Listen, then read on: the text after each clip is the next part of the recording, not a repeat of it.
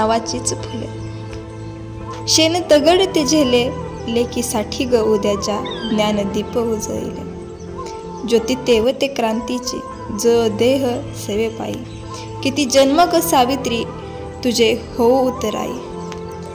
आज मी जिच्यामुळे इथे उभा आहे, आज प्रत्येक महिला एवढी शिक्षित आहे, तर ती क्रांतीज्योती सावित्रीबाई फुले। आज शिक्षक दिन, आपल्या भारतातली पहिली शिक्षक महिला सावित्रीबाई फुले यांना शिक्षक दिनाच्या अनंत कोटी शुभेच्छा देऊन आज मी माझ्या व्हिडिओला सुरुवात करते। बरेच दिवस झाले मला मार्टला यायचं होतं, तर आमची तर जवळपासच आहे, मला काही सामान खरेदी करायचं होतं, पण ह्यांच्या कामामधून वेळच भेटत नव्हता। पण आज पाऊस भरपूर चालू होता, तर त्याच्यामुळे मग ह्यांना जॉबवरती जाता आले नव्हते, त्यामुळे आम्ही आज मार्केटला पाऊस उघडल्यानंतर एक 5:30च्या दरम्यान मार्केटला गेलो। मग इथे मला गुजरातीमधून नावं काय हे ओळखता येत नव्हतं, तर मग म्हणजे ओळखता येतं थोडंफार, आपण ओळखू शकतो, पण एवढं सगळं समोर असल्यावर नाही ओळखू शकत। मग जे मला पाहिजे ते मी हातात घेऊन त्या प्रोडक्टचं नाव व्यवस्थित वाचून म्हणजे ते समजून घेत होते की ह्या गुजरातीमधून ह्या प्रोडक्टला काय म्हटलं जातं। तर मग त्याच्यामुळं मला खूप तिथे उशीर लागला सामान घ्यायला, कारण म्हणजे आपल्याकडे महाराष्ट्रात ह्या गोष्टीला म्हणजे ह्या वस्तूला हे बोललं जातं, पण इकडे काय बोललं जातं, तर मग उचलून फक्त घेता येत होतं, पण आपल्याला ते नॉलेज पण आलं पाहिजे की आपण त्याला इथे काय बोलतात।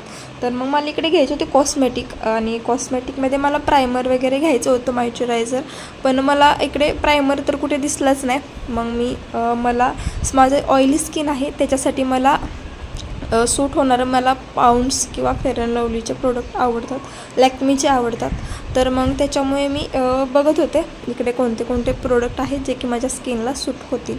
तर मग मी इकडे लॅक्मेचं मॉइश्चरायझर घेतलं।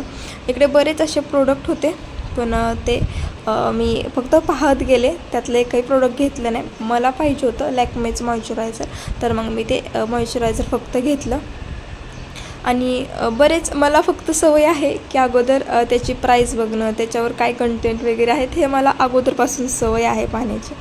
तर मग हे त्यांना आवडत नव्हतं, कारण खूप लेट होत होता, आणि आम्हाला पाहिजे होतं बाळासाठी आपलं सेंद्रिय गूळ, म्हणजे गुळात पण खूप सारे प्रकार असतात।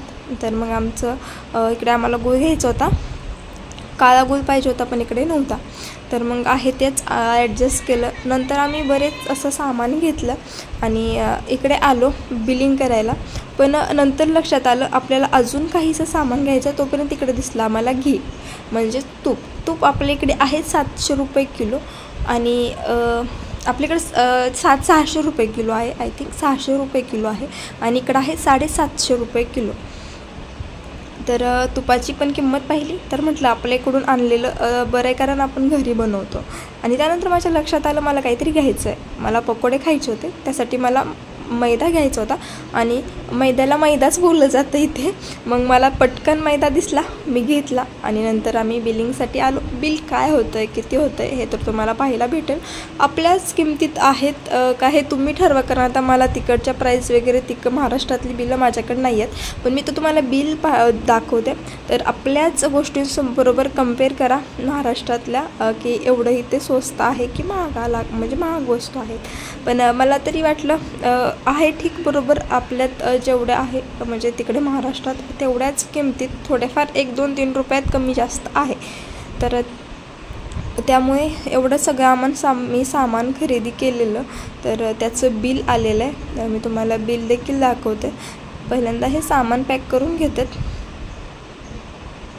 आणि आम्हाला जास्त असं काही लागत नाही, कारण वारंवार हे आणतात। तर इकडे आहे बिल, तर ते तुम्ही तयार म्हणजे तुम्ही हे करा, गेस करा की हे किती आपल्याकडे, कम्पेअर करा की आपल्याकडे किती प्राईस आहेत। तर मग मला जायचं होतं कपडे खरेदी करायला माहीसाठी, मला तिच्यासाठी सॉक्स घ्यायचे होते, तिचे जे पहिले सॉक्स होते ते कमी पडत होते, तिला बसत नव्हते, तर मग तिच्यासाठी सॉक्स घ्यायचे होते। त्यानंतर आम्ही आलो तिथल्या शेजारच्या दुकानामध्ये, तिथे मला कॉस्मेटिकचे प्रोडक्ट दिसले काहीसे, पण ते बरेच दिवस झालं ते बोलले की आम्ही दुकान थोडं कॉस्मेटिकवालं बंद करायला लागलो, त्यामुळे मी तिथून प्रोडक्ट घेतले नाहीत, कारण तिथले एक्सपायर वगैरे असू शकतात, तर त्याच्यामुळे मी घेतलं नाही. तर ते बोलले आम्ही पण त्यासाठी इथे विक्री वगैरे आता करायची बंद केली आहे, कारण इथले प्रोडक्ट पण थोडे आम्ही एक्सपायरमध्ये जायला लागलेत. तर मग कपडे घ्यायचे असेल तर भेटतील. मग मी याच्यासाठी फक्त सॉक्स तिथं घेतले. त्यानंतर आलो तर आत्ता आहे आपण इकडे केवड्याचं पान. मी गाणं ऐकलेलं, केवड्याचं पान तू कस्तुरीचं रान तू. तर मला केवड्याचं पान माहीत नव्हतं, मला इथे केवड्याचं पान माहिती झालं.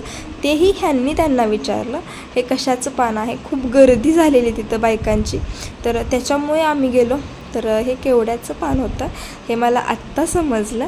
आणि इथे जे काही लागणार होतं तर ते सगळं साहित्य होतं. हरतालिकेचे उपवास आलेले आहेत, तर त्यासाठी जे काही सामान लागणार आहे ते सगळं इथे भेटत होतं. आणि हे आपले ते अशोक म्हटलं जातं, ते अशोकाचं पान होतं. जेवढं काही सामान लागणार आहे तेवढं सगळं इथे भेटत होतं. त्यानंतर आम्ही गेलो व्हेजिटेबल घ्यायला, म्हणजेच की मार्केटला गेलो. पण आपल्या इकडे खूप स्वस्त भेटतात फळभाज्या, तर मग इकडे खूप त्या महाग आहेत. आणि आपल्याकडे जो कोबी एक 10 ते 15 रुपयांना भेटतो, तो इथे आम्हाला 30 ते 35 रुपयाला भेटला. त्यानंतर आम्ही तिथे खूप चिकचिक झालेली पावसाची, त्यानंतर आम्ही इकडे सगळं व्हेजिटेबल घेतली. शॉपिंग करून आम्ही निघालो रूमकडे. तर व्हिडिओ कसा वाटला हे कमेंटमध्ये सांगायला विसरू नका. धन्यवाद.